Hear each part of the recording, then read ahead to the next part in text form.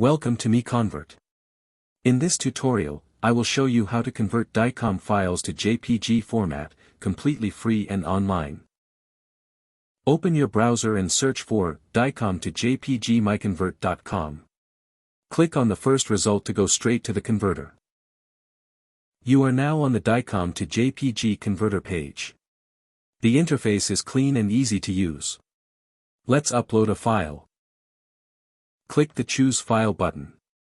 A file picker will open. Select the DICOM file you want to convert, then click Open. Your file is loaded and ready. You can see the file name, size, and destination format. Click Convert now to start the conversion. The conversion is in progress. You can see the progress bar moving. This usually takes just a few seconds. Done. Your file has been successfully converted. Click Download to save the JPG file to your computer. That's it. Visit MiConvert.com for more free conversion tools. Subscribe for more tutorials. Thanks for watching.